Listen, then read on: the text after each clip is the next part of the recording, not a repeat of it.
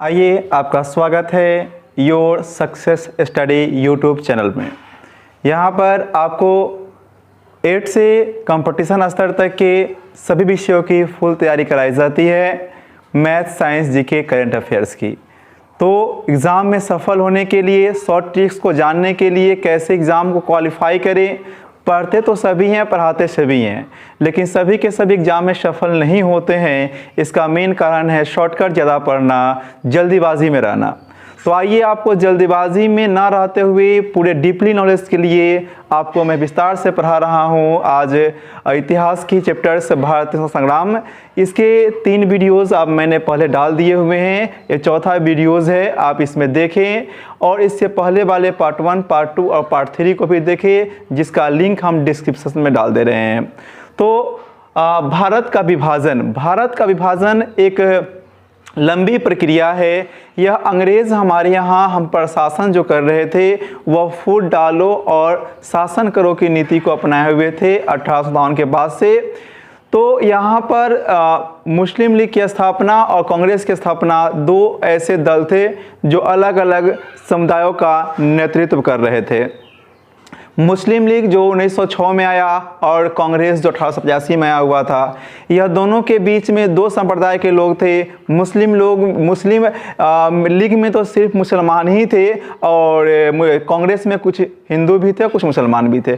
फिर भी कांग्रेस हिंदुस्तान के प्रति, हिंदुओं के प्रति उस समय कुछ जागरूक थी और मुस्लिम लीग सिर्फ मुसलमानों के हित के ही लिए काम कर रहे थे। और कहीं ना कहीं इसमें अंग्रेज़ भी उनका सहयोग दिए और भारत का विभाजन हुआ। तो विभाजन किन प्रक्रियाओं से गुजरा, आइए उन मुख्य बिंदुओं को हम जानने का प्रयास करते हैं।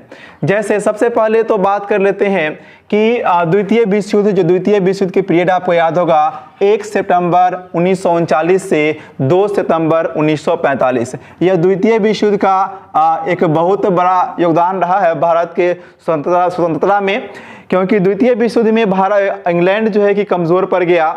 द्वितीय विश्व युद्ध में इंग्लैंड कमज़ोर पड़ गया और इंग्लैंड के कमज़ोर पड़ने के बाद 2 रूस और अमेरिका, याद रखिएगा, कौन? रूस और कौन? अमेरिका, ये जो है कि विश्व शक्ति बनकर के उभरा। और इन्हीं का और इन दोनों देश का संयोग की बात है कि रूस और अमेरिका दोनों का ही जो है कि भारत के साथ अच्छा संबंध था। तो इन्होंने दबाव बनाया जब इंग्लैंड पर कि भारत को आज़ाद किया जाए। तो आज़ाद तो किया गया, लेकिन आज़ादी के साथ हमें कड़वे घूंट पीना पड़ा, खून का घूंट पीना पड़ा, कहिए, भारत के विभाजन का। तो कांग्रेस के मंत्रिमंडल ने 22 अक्टूबर 1939 को सरकार को त्यागपत्र दे दिया। आखिर क्यों त्यागपत्र क्यों दिया? तो द्वितीय विश्व युद्ध में भारतीय मंत्रिमंडल से, भारतीय नेताओं से बिना विचार विमर्श किए हुए अंग्रेजी सरकार ने भारत को भी द्वितीय विश्व युद्ध में झोंक दिया था और कांग्रेस द्वितीय विश्व युद्ध में शामिल होना नहीं चाह रहे थे। इसलिए 22 अक्टूबर 1939 को 22 अक्टूबर 1940 को कांग्रेस सरकार जो है, कांग्रेस पार्टी जो है कि कांग्रेस का मंत्रिमंडल जो है सरकार से त्यागपत्र दे दिया, अलग हट गया। इससे अली जिन्ना प्रसन्न हुए भाई कि अब भले चलो हट गया, अब जो है कि हमारा मुस्लिम साम्राज्य बनेगा। इसके लिए उन्होंने मोहम्मद अली जिन्ना ने 22 दिसंबर 1939 को पूरे देश में मुक्ति दिवस मनाया कि अब हम मुक्त हो जाएंगे, अब हम अलग हो जाएंगे। तो यह याद रखिएगा, मुक्ति दिवस कब मनाया गया? 22 दिसंबर 1939 को।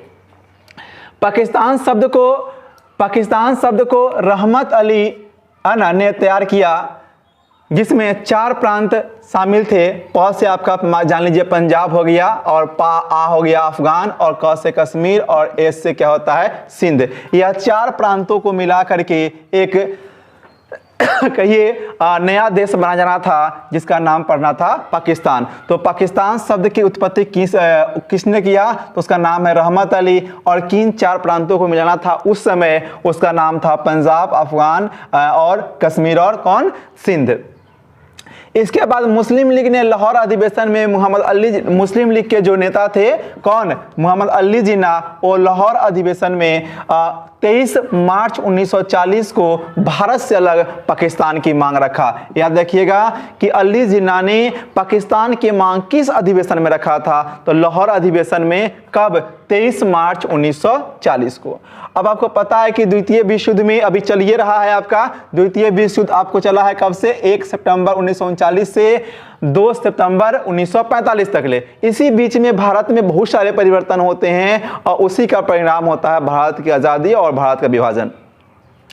तो द्वितीय विश्व युद्ध में भारतीयों से सहायता लेने के लिए ब्रिटेन के पीएम उस समय चर्चिल थे, बाद में आपको बन गए इटली, लेकिन उस समय कौन थे, चर्चिल। चर्चिल ने स्टैफोर्ड क्रिप्स को की अध्यक्षता में 22 मार्च 1942 को क्रिप्स मिशन भारत भेजा था। याद रखिए 22 मार्च 1942 को क्रिप्स मिशन जो है कि भारत आया हुआ था, भारत से वार्ता करने के लिए और भारतीयों को कौन सी करने के लिए, तो भारतीयों को क्या कहिए द्वितीय विश्व युद्ध में शामिल कराने के लिए क्रिप्स मिशन भारत आया हुआ था। कब आया था, याद रखिए आपको यहाँ पर 22 मार्च 1942 को 22 मार्च 1942 को क्रिप्स मिशन जो है कि भारत आया हुआ था, भारतीयों को मना करके क्या करने के लिए, द्वितीय विश्व युद्ध में शामिल करने के लिए।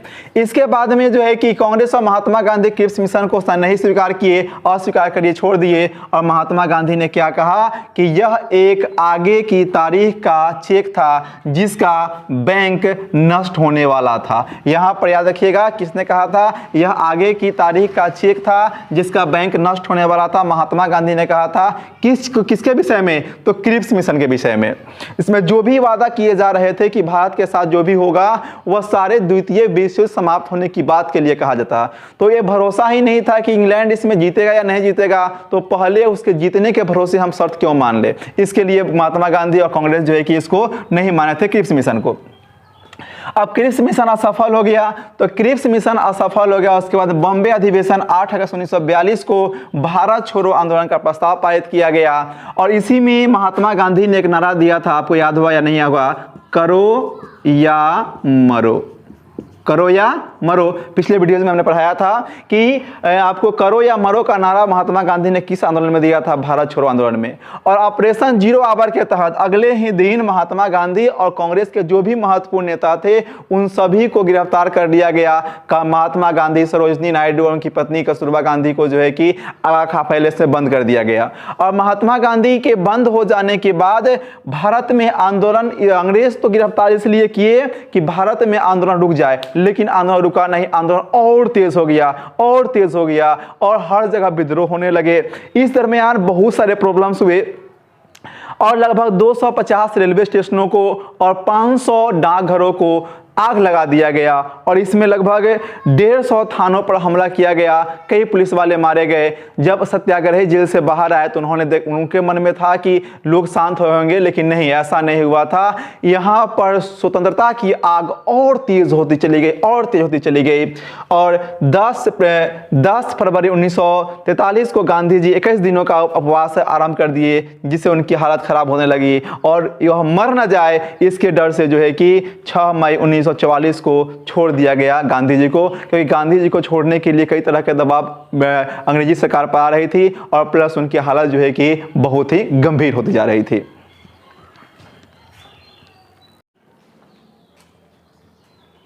चलिए आगे बढ़ते हैं। तो हम देख रहे हैं अभी भारत की विभाजन। तो यहाँ पर हम लोग देख लिए कि किस तरह से क्रिप्स मिशन असफल हो गया और भारत छोड़ो आंदोलन की शुरुआत हो गई। उसके बाद में अक्टूबर 1947 को लॉर्ड वेवेल, याद रखिएगा लॉर्ड वेवेल भारत का वायसराय बनकर भारत आए थे, जिनकी अध्यक्षता में 25 जून 1945 को शिमला सम्मेलन हुआ। शिमला सम्मेलन डेट याद रखिए पहले, 25 जून 1945, 25 जून 1945 को शिमला सम्मेलन हुआ था। शिमला सम्मेलन वेवेल के अध्यक्षता में आयोजित किया गया। इसमें उस समय के जितने भी भारत के प्रमुख पार्टियां थी, चाहे वह कांग्रेस हो, मुस्लिम लीग हो या सिख संप्रदाय के लोग हो, अल्पसंख्यक के लोग हो, सभी लोगों को शामिल करने और अपने अपने वक्तव्य को रखने की बात कही गई। लेकिन यह सम्मेलन भी मुस्लिम लीग के असहयोगात्मक रवैये के कारण सफल नहीं हुआ। तो यह लॉर्ड वेवेल योजना भी असफल हो गया, वहाँ से वापस चले गया हुआ। तब क्या हुआ कि द्वितीय विश्व युद्ध के बाद द्वितीय विश्व जब खत्म हो गया तो वहाँ इंग्लैंड में चुनाव हुआ, ठीक है। और पहले तो द्वितीय विश्व युद्ध के बाद जो है कि इंग्लैंड की स्थिति पहले की तरह नहीं रहा, पहले की स्थिति उसका अब नहीं रहा, अब जो है कि उसका स्थिति थोड़ा सा कमज़ोर पड़ गया। और कमज़ोर पड़ने के कारण भारत पर नियंत्रण स्थापित कर पाना, क्योंकि भारत उस समय भी एक बड़ा देश में गिना जाता था, इसकी जनसंख्या अधिक थी, इसको अपने काबू में रखने के लिए उसको अधिक पैसे और सैनिक की आवश्यकता थी जो उसके पास नहीं था। और दूसरा कि वह कमज़ोर पड़ गया और अमेरिका और रूस जैसे देश जो है कि विश्व शक्ति बनकर उभरे। और यह जो रूस और अमेरिका थे यह भारत के स्वतंत्रता संग्राम के पक्षधर थे, उसको मानने वाले थे। इंग्लैंड के आम चुनाव में लेबर पार्टी की विजय हुई, जिसका एटली प्रधानमंत्री बना। देखिए यह भी कई बार एग्जाम में पूछ चुका है कि भारत के स्वतंत्रता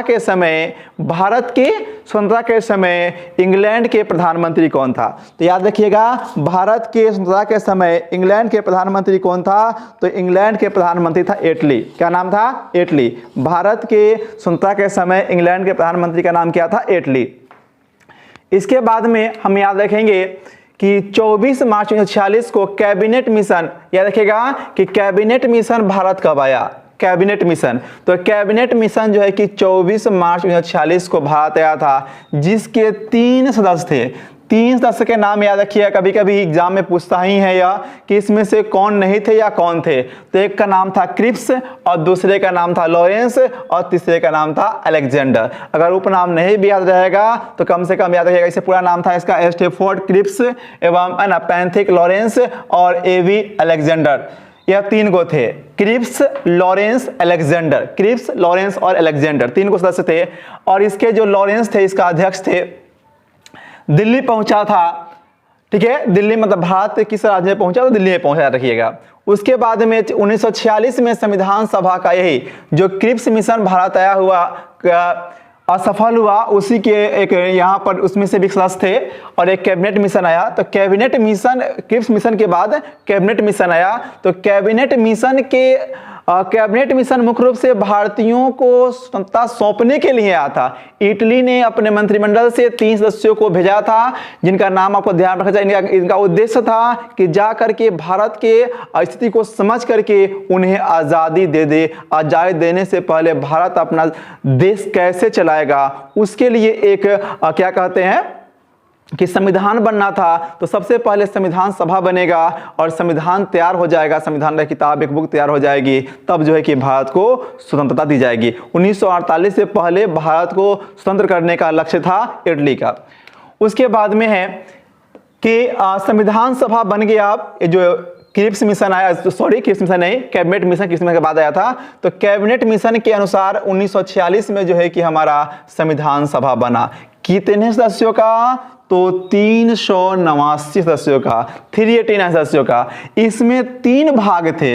एक आपका था कि ब्रिटिश प्रांत थे, जिसमें से 292, जान लीजिए एक सदस्य जो है कि 10 लाख जनसंख्या का प्रतिनिधित्व कर रहे थे। एक सदस्य 10 लाख जनसंख्या। और 292 ब्रिटिश प्रांत से, 4 चीफ कमिश्नर से क्षेत्र से और 93 देसी रियासत से, मीन्स उस समय के जो राजे महाराजे थे उनके लिए 93 को सीट रिजर्व कर दिया गया, 4 को कमिश्नरी के लिए और 292 जो था वह ब्रिटिश प्रांतों के लिए रिजर्व किया गया। और इस तरह से यह 292 और 4 296 पर जो है कि चुनाव हुआ, क्योंकि यहाँ से चुनाव नहीं होना था। यह उनके प्रतिनिधि जो उस समय के राजे महाराजे थे वह सीधे इसमें शामिल हुए थे, उनको कहीं से चुनाव लड़ने की आवश्यकता नहीं थी। बाकी ये 4 या और 292 या 296 सीटों पर चुनाव हुआ, जिसमें कांग्रेस को 208, मुस्लिम लीग को 73 और अन्य जो हमारे यहाँ के क्षेत्रीय दल थे उस समय भी उनको 15 सीटें प्राप्त हुआ। अब देखिए, कांग्रेस को मिल गया 208 और मुस्लिम लीग को मिल गया कितना? 73। इससे मुस्लिम लीग को अच्छा नहीं फील हुआ, उसने देखा कि मेरा स्थिति काफी कमजोर है, तो वह भी फिर से इस संविधान सभा को भी ठुकरा दिया और फिर से सीधी कार्रवाई वाली बात को करना शुरू कर दिया कि यहाँ पर ध्यान दीजिए कि संविधान सभा का गठन 3 चरणों में पूरा हुआ, क्योंकि आपको बता दें प्रथम चरण तो बना यह 389 पर, जिसको मुस्लिम लीग बर्बाद किया। फिर उसके बाद में भारत विभाजन से पहले बना, ठीक है, और वर्तमान में जो संविधान है उसके लिए बना। तो संविधान सभा का गठन जो है कि 3 चरणों में पूरा हुआ। हैदराबाद ही एक ऐसा रियासत था जिसके प्रतिनिधि संविधान सभा में शामिल नहीं हुए थे। हैदराबाद भारत की स्वतंत्रता के बाद भारत में शामिल हुआ था। जवाहरलाल नेहरू ने 16 अगस्त 1946 को अंतरिम सरकार बनाने की घोषणा की, जिससे बौखला करके अली जिन्ना जो थे, मोहम्मद अली जिन्ना, इसके मुस्लिम लीग के जो थे वह सीधी नेता थे, सीधी कार्रवाई की घोषणा की। सीधी कार्रवाई का मतलब आपको पता ही होगा कि सीधी कार्रवाई का मतलब था हिंसा, गृह युद्ध जैसी स्थिति उत्पन्न गई थी उस समय। क्या कहें आपको, बंगाल जो इनका मुस्लिम बहुल्य प्रांत था, उसके बाद जहां जहां भी मुसलमान थे, अपने बिहार भी उसमें शामिल था। तो इस तरह से हर जगह से हिंसात्मक कार्य शुरू हो गया, मार काट, रेप, बलात्कार, बच्चों की हत्याएं, बूढ़ों की हत्याएं, बहुत ही दयनीय स्थिति उत्पन्न हो गई। तो देखा गया कि अब ये लोग मान नहीं रहे हैं, किसी भी तरह से इंडिया में रहने के लिए यह तैयार नहीं है। अली जिन्ना का नाम था कि यह हिंदू और मुस्लिम अलग अलग संप्रदाय को मानने वाले हैं, अलग अलग धर्म को मानने वाले हैं, इनके रीति रिवाज, खान पान सब कुछ अलग अलग होता है। तो मुझे एक पाकिस्तान के अलावा कुछ और नहीं चाहिए, हमें सिर्फ पाकिस्तान ही चाहिए। इसके बाद किसी भी बात को मानने के लिए तैयार नहीं था, जिस कारण वह सीधी कार्रवाई करने लगा, जिसमें हजारों लोग मारे गए। तो इसको संतुष्ट करने के लिए लोगों ने, यहाँ के जो नेता हमारे थे, उन्होंने कहा कि भाई अब जब नहीं मान रहे हैं तो हिंसा को रोकने के लिए देश का बंटवारा ही इसका एक अंतिम जब उपाय है, तो क्या किया जाए कि देश का बंटवारा कर दिया जाए।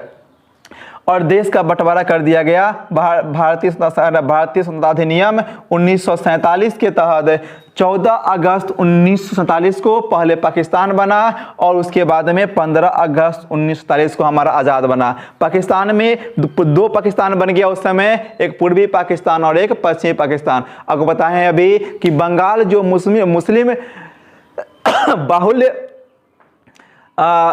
राज्य था, उसको 2 भागों में बांट दिया गया, पूर्वी बंगाल और पश्चिमी बंगाल। और उधर जो पंजाब था उसको ही पश्चिमी और पूर्वी में बांटा गया।